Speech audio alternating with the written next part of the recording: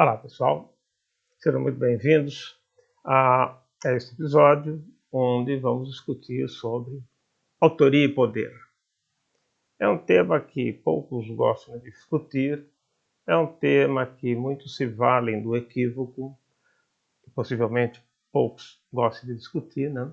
Talvez. Mas é um tema que tem que ser discutido, né? As autorias, elas nos dão troféus.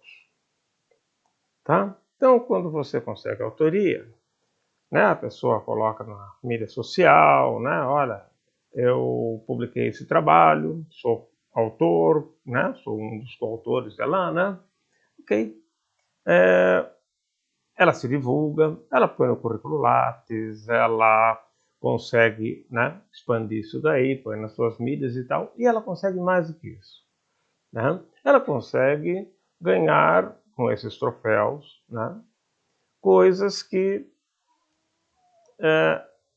estão agregadas ao valor da publicação. Valor, não sei se bem valor, né? São agregadas à publicação. É um valor que se atribui a ela, mas que normalmente não tem. Então, pensa o seguinte, por causa desses troféus, né, desses artigos publicados, as pessoas podem ser contratadas, passar à frente de outro candidato e de outros candidatos. Não é? Ela pode ganhar o dinheiro de um projeto, não é? Ela pode conseguir uma bolsa, ela pode ganhar N coisas que vêm da academia, até dentro da evolução da carreira, né? Títulos, por causa dessas autorias, que são decorrentes das publicações. Não é? Esse troféu, eu sou autor desse trabalho, de N trabalhos, esse troféu, ele se transforma num dos veículos principais da academia para atribuir méritos. Não há problema nenhum em atribuirmos méritos. Uma sociedade que não atribui méritos e desméritos não consegue ir para frente. Essa distribuição de méritos, né, baseada nas autorias, implica que as autorias sejam adequadas, que você de fato seja autor daquele trabalho. Ah, mas está lá no trabalho? Está, todo mundo sabe. A questão é, está naquele trabalho, mas merecidamente? Porque é evidente que autorias indevidas, tá, também lhe dão o poder do troféu. E é esse troféu que vira moeda corrente, que vai acabar resultando em conquistas. Conquistas as mais variadas, como eu citei algumas. Não é? E é nesse ponto que a autoria começa a lhe dar poder. É como se a autoria permitisse você adquirir as moedas que vão ser usadas na ascensão da carreira. Então veja, publicações em si não significam isso, mas elas trazem isso.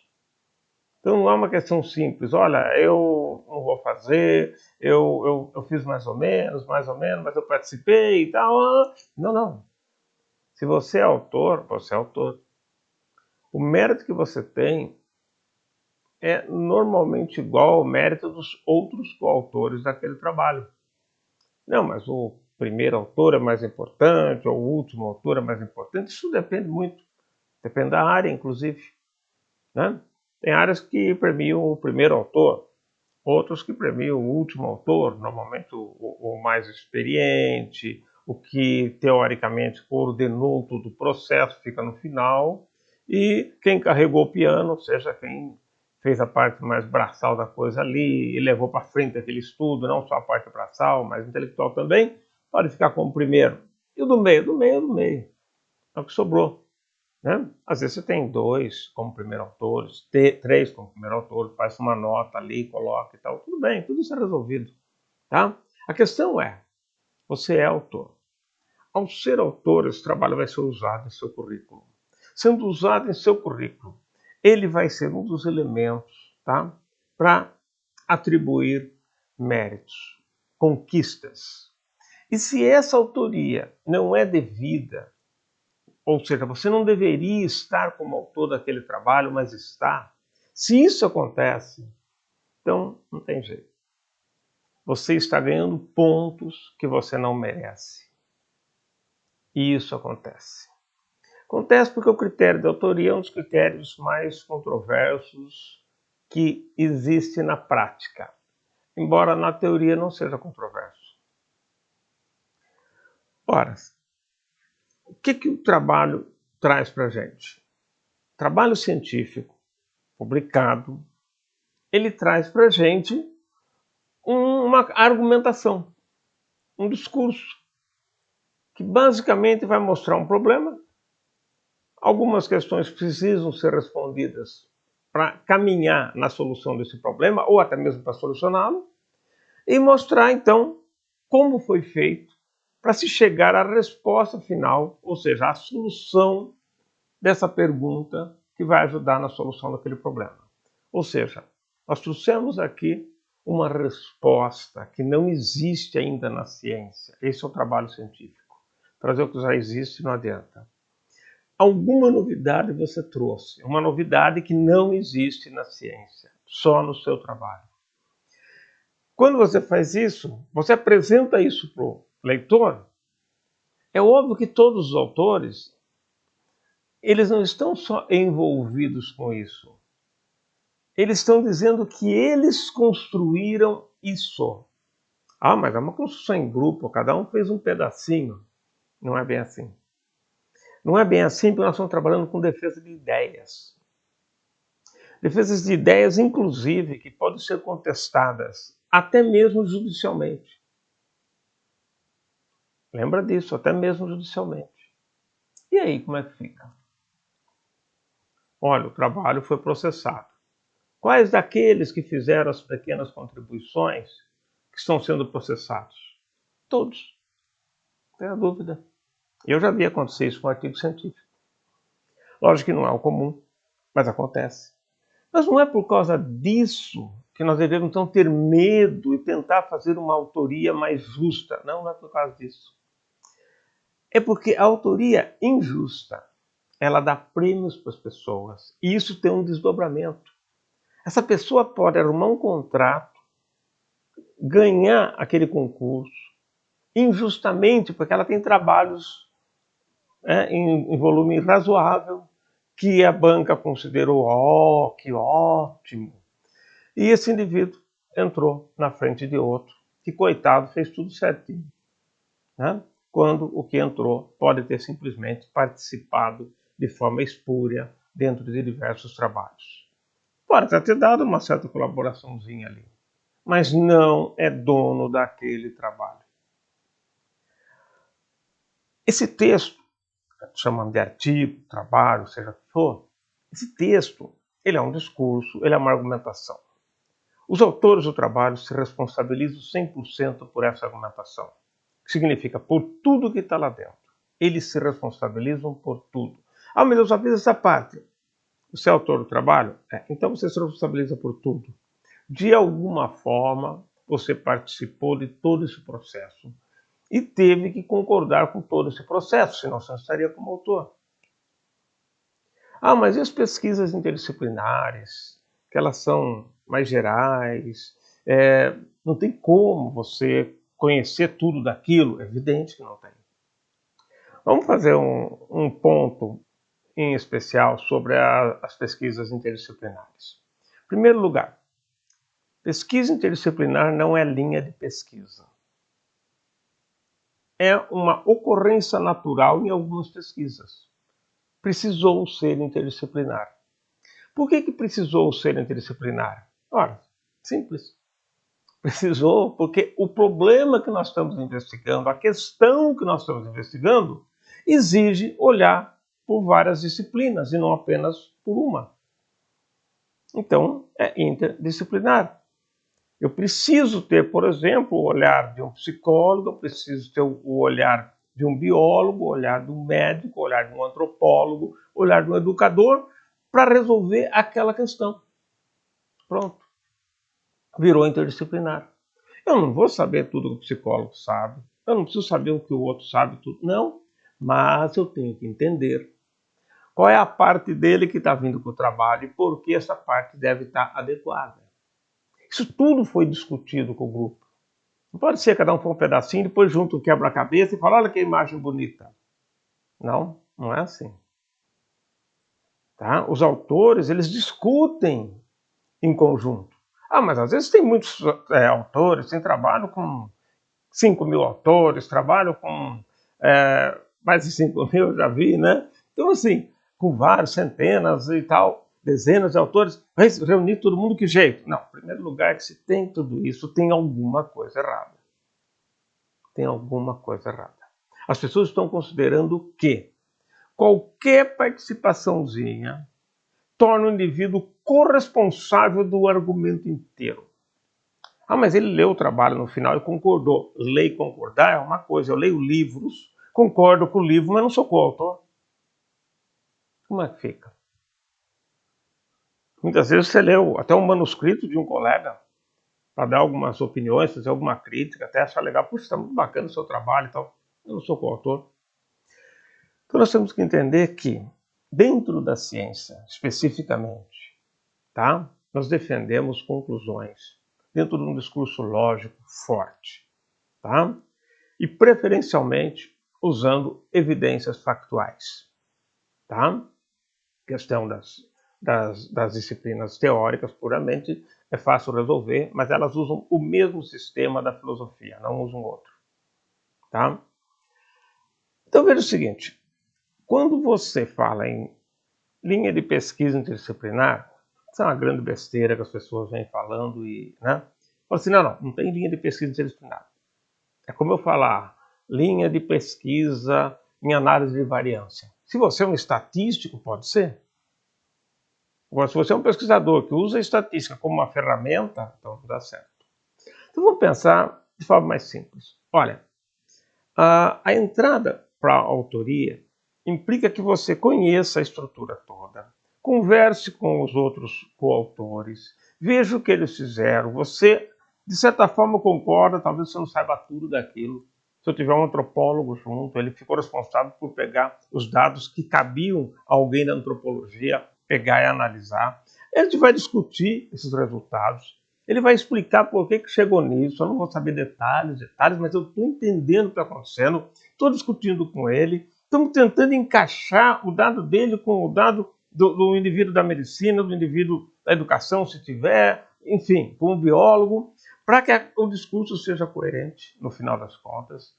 Todo esse debate se faz entre os autores. Essas pessoas estão preparadas para darem uma apresentação profunda do trabalho a uma plateia de cientistas daquele assunto. Fazer uma apresentação, tá? Os autores podem, qualquer que sejam eles, podem fazer isso. Se o indivíduo não consegue, já mostrou que ele não é autor.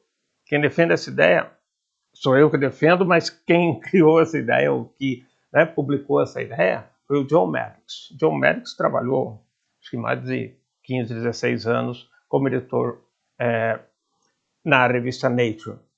É uma pessoa já falecida, infelizmente, faleceu alguns anos atrás. É uma pessoa de uma seriedade muito grande, né?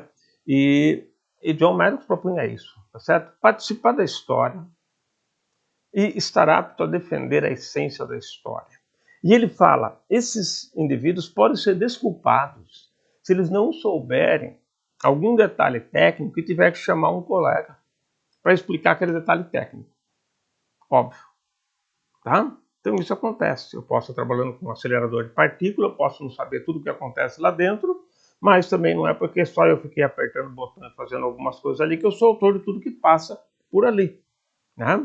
Então, nós temos que entender a pesquisa interdisciplinar como uma junção de esforços, ok, para fazer o trabalho, mas quem vai defender as ideias mesmo são os autores daquele projeto. A gente encontra na literatura internacional, pelo menos, trabalhos com 2, 3, 4 autores e com um monte de agradecimento. Olha, eu agradeço as pessoas que financiaram o projeto.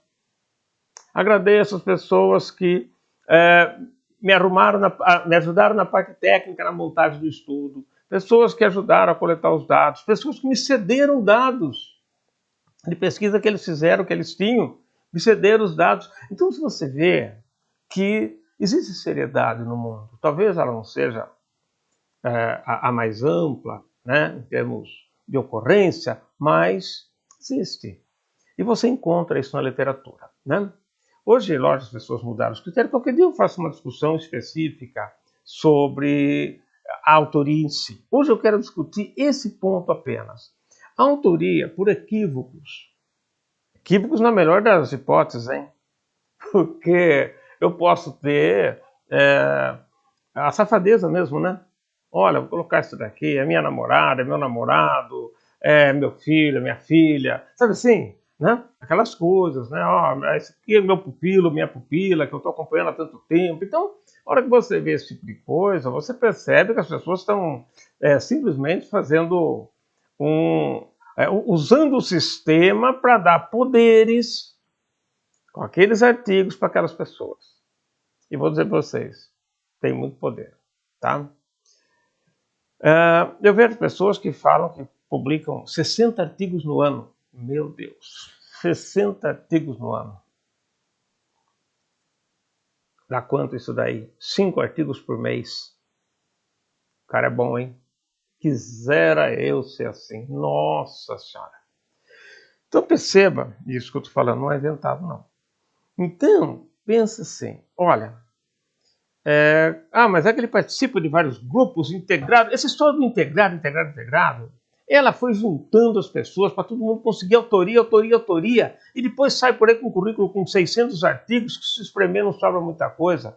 E se perguntar para o indivíduo qual é a coerência interna dos artigos que você está publicando, talvez não consiga defender. Fala, reúne esses artigos, se eu escrevo um livro, não consegue. É uma colcha de retalho, tudo para todo lado. Alguns ficam lá, compraram um aparelho bacanão, né? E tal. Agora todo mundo que vem trabalhar com eles, ele permite que use, porque ele é bonzinho, só que o preço é a coautoria. Se não for coautor, então tem que estar na fila. Só que essa fila é longa, demora muito tempo. Então, são coisas que nós temos que pensar. Cada autoria que nós damos injustamente para alguém, tá? Ou que nós, estando no bolo, permitimos e ficamos quietos, tá? Segundo a Declaração de Singapura, né, sobre integridade na pesquisa, eles falam que nós temos obrigação de exigir a honestidade naquilo que a gente vê como desonesto. Não é para ficar quieto, não. É para ir lá e falar, escuta, olha, ele não merece ser autor por causa disso. Tá? É essa atividade. Então, veja, esse tipo de aceitação, nós estamos dando ferramenta para as pessoas aumentarem seu poder competitivo por meio de situações que não são corretas.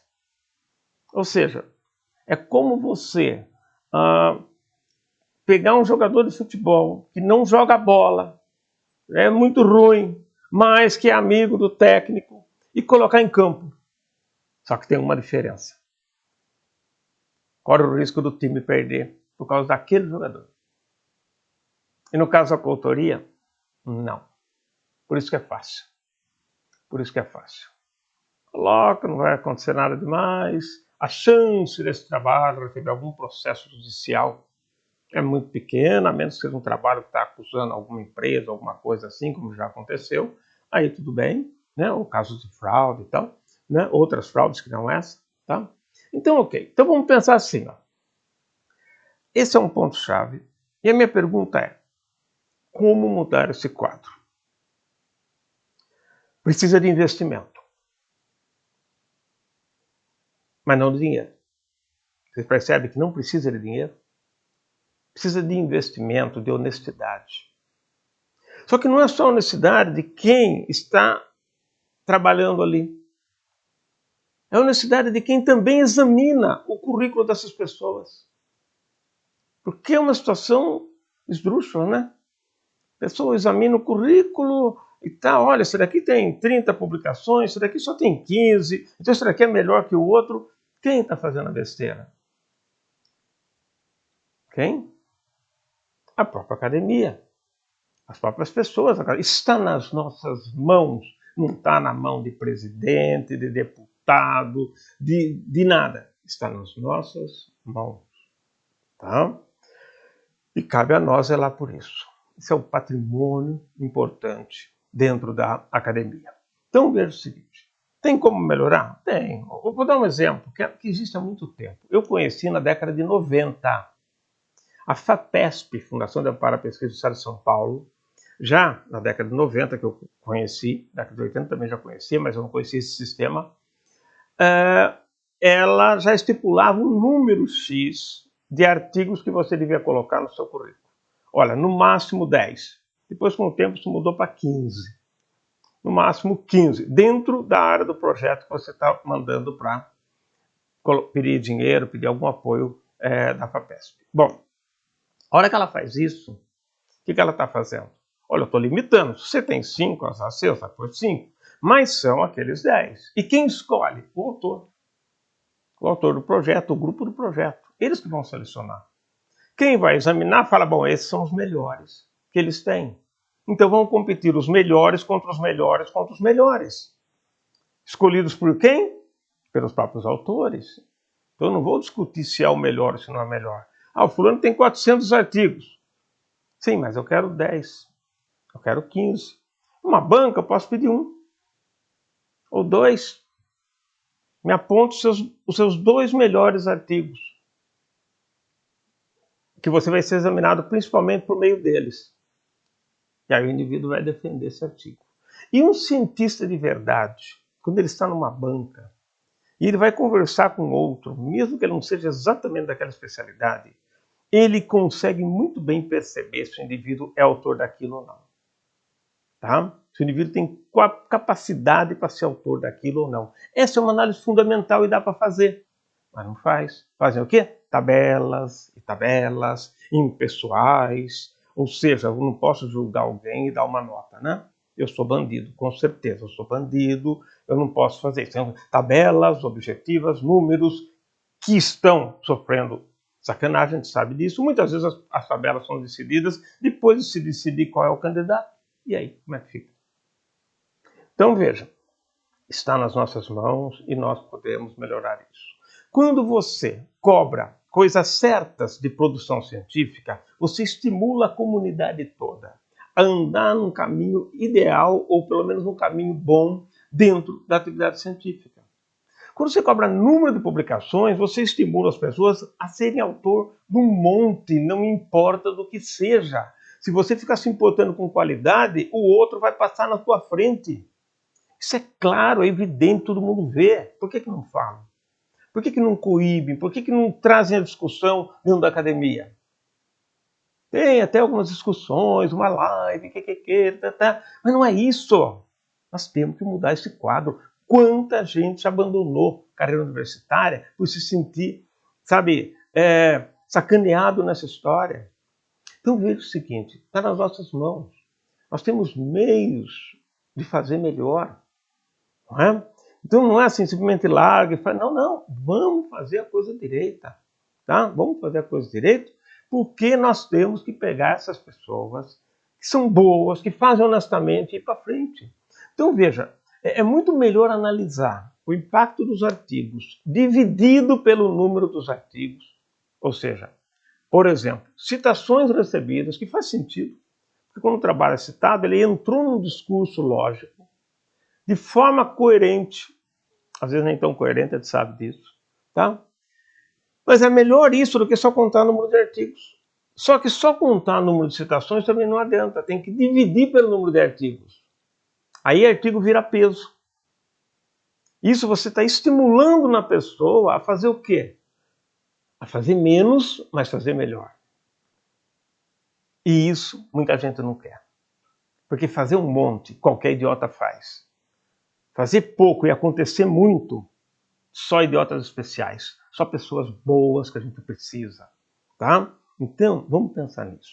Nós temos alternativas? Temos alternativas. Tá? Temos só que estimular isso. Estimular esse processo, discutir esse processo sem medo. Tá?